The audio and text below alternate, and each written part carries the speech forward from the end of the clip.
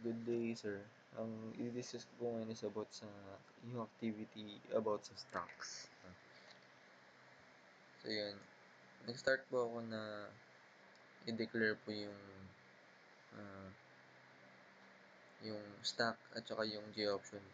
Yung J-option pain para po dun sa preparation po dun sa gagawin kong stock. So, yun na po. Yung una ko pong ginawa is nag-declare ako ng bagong stock, which is may pangalan po na stock na STK pala. Gamit po itong block of string, itong code na to, which is stock string, kasi po string yung gagamitin na string yung yung data na ilalagay din sa stock. STK equals new stock. Tapos, sunod ko pong ginawa is nag-declare ako ng boolean na is empty para malaman po kung empty pa yung stock or may laman po siya. Para po sa feature niya mamaya. Tapos, ang sunod ko pong ginawa is nag-declare po ako ng for loop para po yung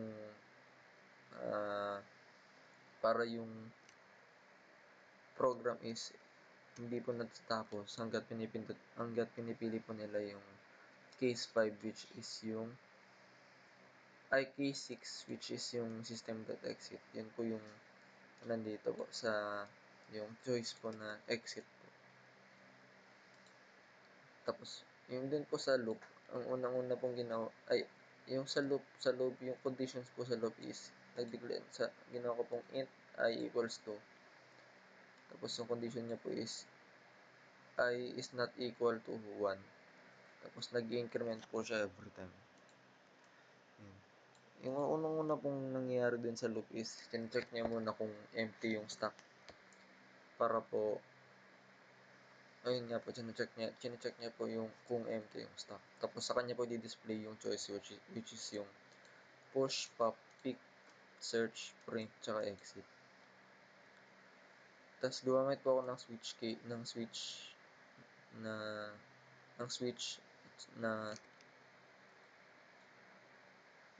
para para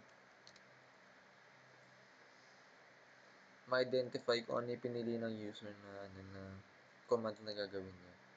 Sa case 1, doon nakalagay yung push na command which is itong block of string na to.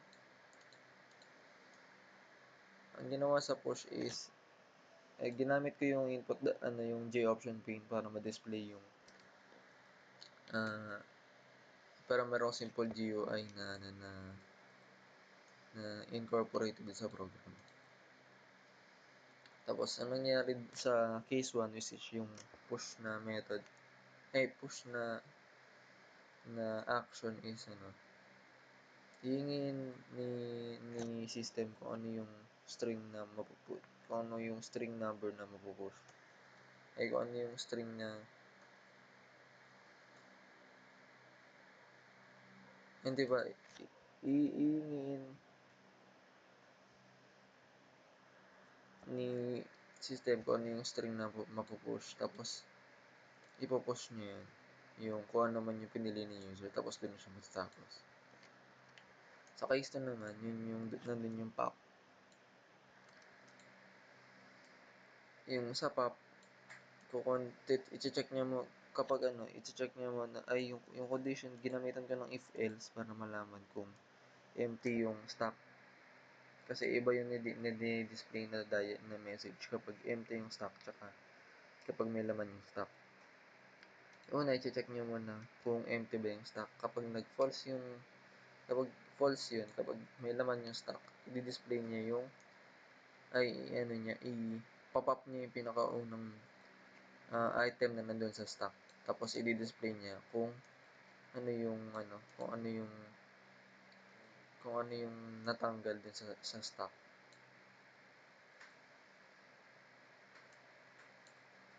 Tapos, yung sa else naman, yun yung kapag walang laman yung stock, i-display niya na stock is empty.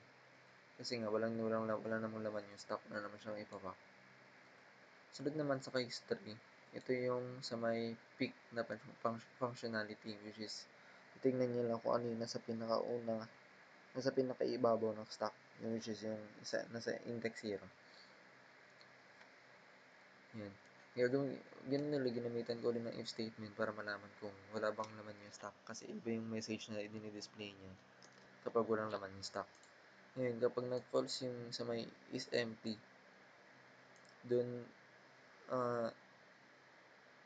sisilipin niya kung ano yung nasa pinakaibabaw gamit yung .pic na command. Tapos kapag wala naman siyang laman, ito yung i-display niya, stack is empty kasi wala siyang laman. Sa case 4 naman, ginamitan ko rin ng if-else statement para malaman ko kung yun nga, kung walang laman siya.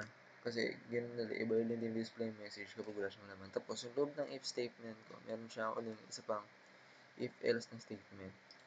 Yung ginagawa naman niya sa case 4 is yung search na functionality.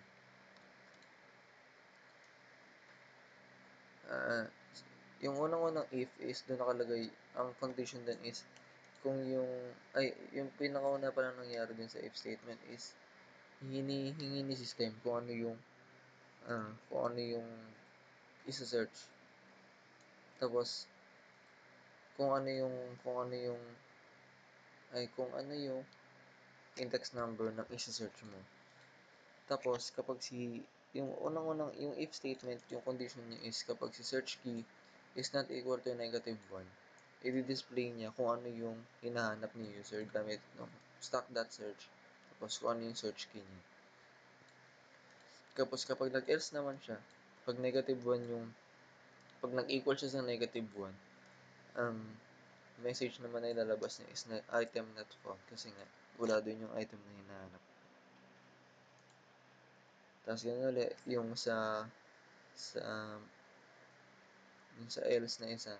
So then i-display niya kung kapag walang laman yung stack, which is stack is empty.